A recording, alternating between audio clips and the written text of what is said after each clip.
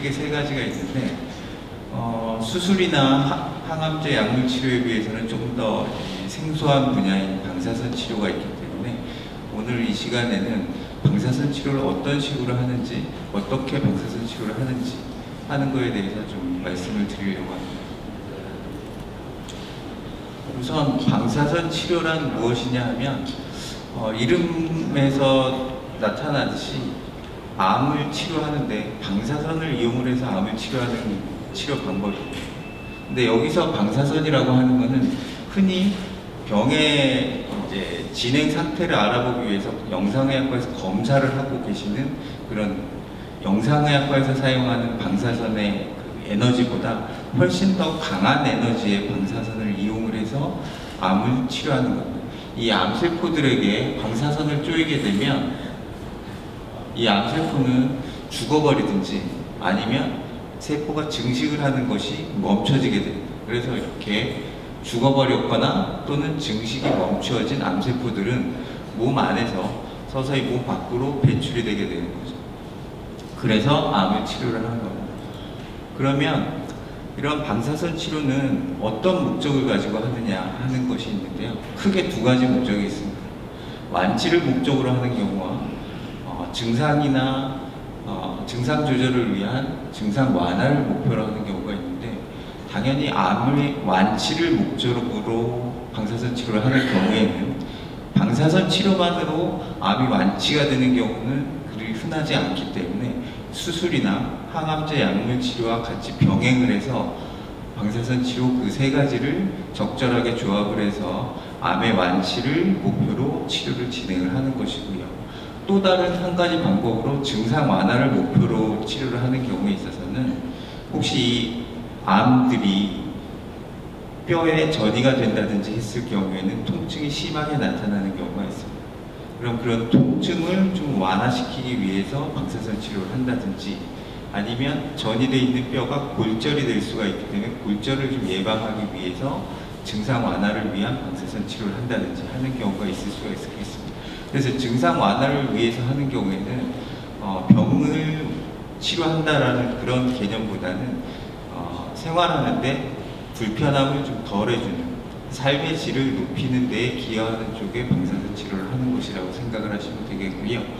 이제 대장암에 대한 건강 강좌 시간이지만 방사선 치료를 대장암의 경우에 방사선 치료를 하는 경우에는 주로 대장암 중에 직장암에 대해서 이야기를 하는 겁니다. 대장암이라고 하면 결장암이 있겠고 직장암이 있겠고 하는데, 그 위쪽에 있는 대장암, 그러니까 결장암의 경우에는 주로 방사선 치료를 시행하지 않고요. 하부 쪽에 있는, 아래쪽에 있는 직장암의 경우에 주로 방사선 치료를 시행하게 되는 것입니다. 그래서 직장암의 경우에 이제 방사선 치료를 진행을 하는 일정은 어떻게 되느냐 하면, 먼저 환자분이 계시고 환자분에 대해서 아까 김우란 교수님이 이야기해 주셨듯이 대장암 다학제 팀에서 치료 방법을 결정을 하게 되고, 결정된 치료 방법 중에 이제 방사선 치료를 진행하게 된다면 방사선 치료를 시행하기 위해서 먼저 방사선 치료 계획용 CT 사진을 찍게 됩니다. 이건 다음에 보여드릴 텐데요. 이 찍은 치료 계획용 CT 사진을 기반으로 해서 방사선 치료 계획을 세우게 되고, 그 이후에 방사선 치료를 진행을 하는데, 방사선 치료라는 건 하루에 한 번씩 날마다 하시는 겁니다. 여기에서 보셨듯이 토요일, 일요일, 주말에는 안 하고요. 하루에 한 번씩 월요일부터 금요일까지 날마다 진행을 하는데, 모두 합해서 대개 20번에서 25번 정도의 방사선 치료를 진행을 합니다. 25번을 하게 되면 딱 5주라는 기간이 걸리는데요. 날마다 치료했을 때, 한 번 치료할 때 걸리는 시간은 한 10분에서 15분 정도 걸립니다. 그리고 이렇게 약 5주간에 걸쳐서 20번이나 25번, 4주나 5주간에 걸쳐서 20번이나 25번의 방사선 치료를 진행하는 기간 동안에 주중에 한 번 정도씩은 방사선 치료와 관련된 급성 반응이 있는지, 있다면 어떤 약이 도움이 될지 하는 부분들에 대해서 알아보기 위해서 일주일에 한 번꼴로 급성 반응을 관리를 하게 되고, 모든 치료가 다 종료가 된 이후에는 치료가 잘 되었는지 혹시는 재발이 되지는 않는지 하는 것들을 꾸준히 살펴보게 되고, 혹시는 방사선 치료로 인해서 어떤 만성적인 부작용이 생기지는 않았는지를 치료 이후에 약 5년간에 걸쳐서 살펴보게 됩니다. 아까 잠깐 말씀드렸던 방사선 치료 계획용 CT를 찍는 건데요. 모양이나 기능은 거의 영상의학과에서 사용하는 CT 사진과 비슷합니다. 다만 이제 영상의학과에서는 병의 상태를 좀 더 자세히 살펴보기 위해서 훨씬 더 해상도가 좋게 되어 있는 CT 사진이고, 저희 과에서 치료 계획용 CT 사진은 약간 다르게, CT 사진을 찍을 때 환자분이 누워 계시는 이 테이블이 좀 딱딱합니다. 영상의학과에서 찍을 때는 좀 푹신푹신한 쿠션이 받쳐져 있는데, 저희는 치료할 때 치료실에서의 자세와 동일하게 치료 계획용 CT를 찍어야 되기 때문에 좀 딱딱한 테이블이고, 또 다른 차이점은 이 구멍 자체가 영상의학과의 그 구멍보다는 훨씬 더 좀 큽니다. 이게 방사선 치료를 할 때 치료하는 자세를 정할 때 이 자세 자체가 좀 더 옆으로 이렇게 퍼지는 경우가 많기 때문에, 그런 경우에도 충분히 이 통 안, CT 스캔을 할 수 있는 이 통 안쪽으로 자세가 드나들 수 있게 이렇게 좀 구멍이 좀 클 수가 있고요. 그래서 이 구멍이 좀 커지는 것으로 인해서 해상도가 좀 영상의학과의 사진보다는 좀 떨어지는 그런 상황입니다. 그래서 이런 식으로 방사선 치료 계획용 CT 사진을 찍은 다음에 여기에서 얻은 사진 이미지에다가 한 컷 한 컷마다 전부 다 제가 이제 이 부분이 방사선 치료가 들어가야지 되는, 방사선의 영향을 가장 많이 받아야 되는 부위입니다 라는 식으로 표시를 하고, 이 앞쪽 부분에 핑크색으로 되어 있는 것처럼 이 부분은 방사선이 영향을 좀 덜 받았으면 좋겠습니다 라는 식으로 소장이라는 표시를 하고, 또 그 앞쪽에 요 파란색으로 보이는 부분은 여기는 방광입니다 라고 이렇게 표시를 다 해놓습니다. 모든 이미지마다 제가 다 일일이 그려서 표시를 하고, 그러면 이제 대부분의 직장암의 경우에 있어서는 방사선 치료하는 주된 타겟 자체가 그렇게 알파벳 U자 형태를 띠게 되고, 이 가운데 부분에는 주로 방광이나 소장들이 위치를 하게 됩니다. 그럼 방광이나 소장 부분에는 방사선의 영향이 최대한 덜 미치도록, 그러니까 방사선의 영향이 최소화될 수 있도록 치료 계획을 세웁니다. 그래서 저희들이 어디가 방사선 치료를 해야 되는 타겟인지, 어디가 소장인지, 어디가 방광인지 이런 부분을 일일이 그리고, 그걸 가지고 방사선 치료 계획을 세워서 이런 형태의 방사선의 분포 선량을 얻기까지 시간이 한 3, 4일에서 길게는 일주일 정도의 기간이 걸립니다. 그래서 저희가 방사선 치료를 시작을 하려면 방사선 치료 계획용 CT 사진을 찍고 최소 3, 4일, 최대 일주일 정도는 지난 이후부터 첫 번째 방사선 치료가 시작이 되는 상황이 되겠습니다. 그래서 모든 방사선 치료 계획이 다 확립이 되고 정립이 된 다음에는 이제 실제 방사선 치료를 진행하게 되는데요. 우리 병원에 있는 방사선 치료 기계입니다. 환자분이 테이블 위에 이렇게 누워 계시면 이쪽 앞면에 보이는 이쪽에서 방사선이 나와서 몸의 외부에서 방사선이 나와서 방사선 치료를 하는 것이고, 이 양쪽 옆에 있는 것은 이 옆에 있는 것으로 환자가 제대로 치료하는 위치가 세팅이 제대로 되어 있는지를 확인하는 그런 방법을 통해서 치료하는 기계입니다. 이것이 이제 이쪽 머리 쪽에서 방사선이 나오는데, 치료 기계가 빙그르르 돌면서 360도를 빙그르르 돌면서 계속해서 방사선이 나오게 되고요. 실제 방사선은 눈에 보이지 않는 것이기 때문에 이 다음 슬라이드에서는 이런 식으로 이게 영상이 구성이 되어 있는 것입니다. 이게 지금 직장암 부분이 아니고 두경부암 쪽에 방사선 치료하는 영상인데요. 요 좀 붉게 보이는 부분이 방사선이라고 생각하시면 됩니다. 지금은 이 방사선이 나오는 위치 자체가 맨 뒤에 뒤통수에서부터 이렇게 빙그르르하게 돌아갈 예정이고요. 한번 보시면 이렇게 지금 색깔이 파란색, 빨간색 변하듯이 이런 부위 쪽으로 방사선이 들어가고 있는 모습을 보여주는 겁니다. 그래서 치료를 할 때 이쪽으로 한 바퀴를 돌고 또 반대쪽으로 다시 한번 또 한 바퀴를 돌면서 이렇게 이쪽 부분에서 방사선이 이렇게 나오는 것을 표현해 주고 있는 것이고요. 실제 치료할 때 방사선이 나오는 것은 눈에 보이지는 않습니다. 그래서 대개는 직장암의 경우에는 2바퀴에서 3바퀴, 많게 치료가 돼야지 되는 경우는 4바퀴 정도를 번갈아 가면서 시계 방향, 반시계 방향을 번갈아 가면서 치료를 하게 되어 있습니다.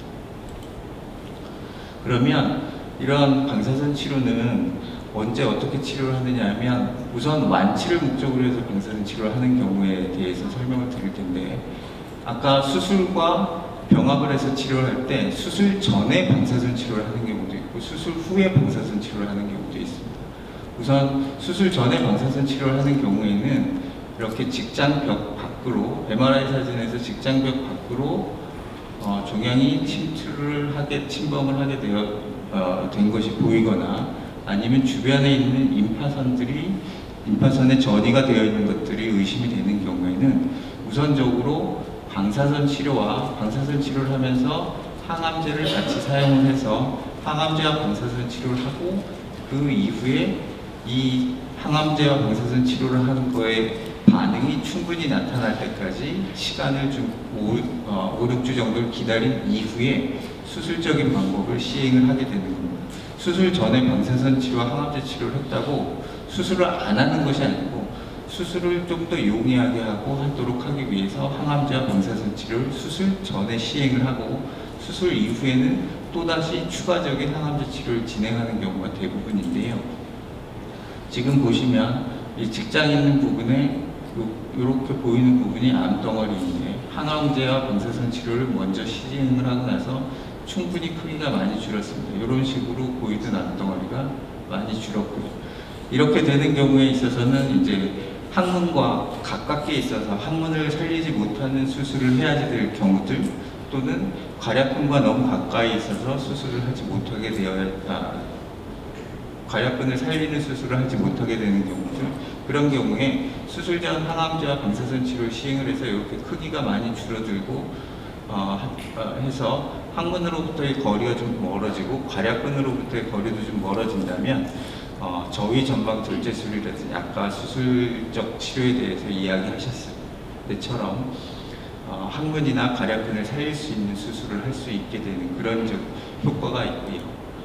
또 수술 후에 방사선 치료와 항암제 치료를 하는 경우는 수술을 하고 현미경으로 병이 어느 정도까지 침범이 되어 있는지를 살펴보았더니 암이 직장벽 밖으로 진행이 되었다, 또는 임파선에 암세포들이 전이가 된 게 확실히 보인다, 이런 경우에는 수술을 진행하고 나서 그 다음에 항암제 치료를 한 2달 정도 진행을 하고, 그 이후에 다시 항암제와 방사선 치료를 하고 또다시 한 2달 정도 항암제 치료를 하고 하는 이런 형태의 수술 이후에 보조적인 항암제와 방사선 치료를 시행을 함으로써 국소 재발을 감소시키고 생명을 더 연장시키는 그런 식의 치료를 진행하고 있습니다.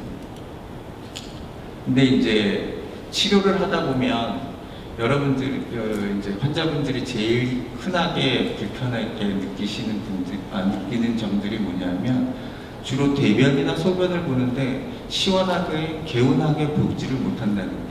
개운하게 보질 못하니까 화장실을 자꾸 드나들게 되고, 화장실을 너무 자주 드나들게 되는 게 제일 치료하면서 불편하신 점들인데, 이런 급성 반응들은 주로 치료하는 기간 중에 나타나는 것이 대부분입니다.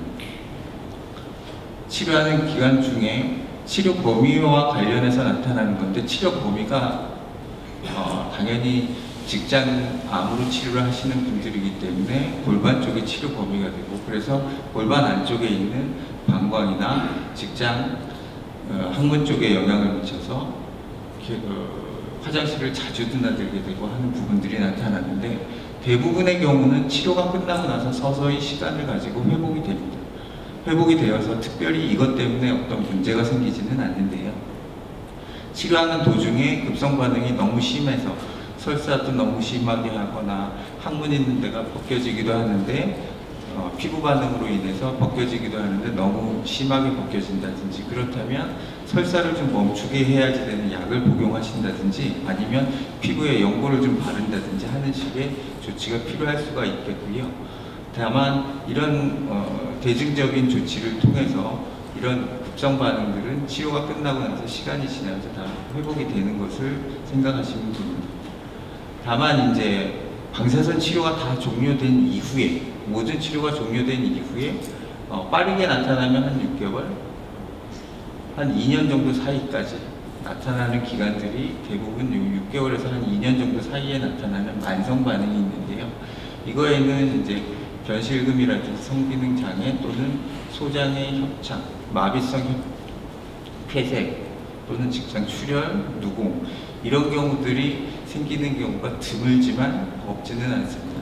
이런 경우에는 수술적인 치료를 그냥 저절로 낫는 것들이, 저절로 낫는다든지 저절로 회복이 된다든지 하지는 않고, 어떤 수술적인 치료가 필요한 경우가 있기 때문에 이런 경우에는 좀 더 적극적으로 저희들이 치료를 진행을 해 나가야 되는 경우가 있을 수가 있겠고요. 다만 이런 경우들이 흔히 나타난다면 문제가 되겠지만, 흔히 나타나는 경우는 아니고 가끔 드물게 나타날 수 있다는 것은 알고 계시면 좋을 것 같습니다. 그래서 이런 치료와 관련돼서 급성이나 또는 만성 부작용들이 나타나는 것을 좀 더 줄이기 위해서 저희들이 치료를 할 때는 아까도 보여드렸듯이 좀 더 치료 계획을 최대한 충분한 시간을 가지고 치료 계획을 세워서 소장이나 방광이나 이런 부분 쪽으로는 방사선의 영향이 덜 영향을 받도록, 그러니까 방사선의 영향을 최소화하도록, 또 치료가 되어야지 되는 부위에는 충분한 양의 방사선이 영향을 미치도록 치료 계획을 세우는데 저희들이 세심한 노력을 기울이고 있고요. 이제 치료받으시는 분들이 하실 수 있는 그런 방법으로는 우선 피부 반응이나 이런 부분들에 대해서 최대한 영향을 덜 받고 불편함을 덜 가지시도록 하기 위해서는 치료 부위 쪽과 관련된 피부에 과도한 자극이나 이런 것들을 닿지 않도록, 주로 뜨거운 열기나 이렇게 마찰이 심하게 나타나거나 그런 부분들은 좀 피하시는 게 가장 도움이 많이 되실 거고요. 그 다음에 장들과 관련해서는 충분한 영양 섭취와 충분한 휴식을 하시면서 피곤함도 덜 느끼게 되시고, 영양 섭취를 충분히 함으로 인해서 장이나 이런 부분들에 대해서도 급성이나 만성 반응이 나타나지 않도록 도움을 받으시는 것들이 필요하다고 생각을 합니다. 제가 말씀드릴 거는 여기까지고요. 혹시 궁금하시거나 질문사항이 있으시면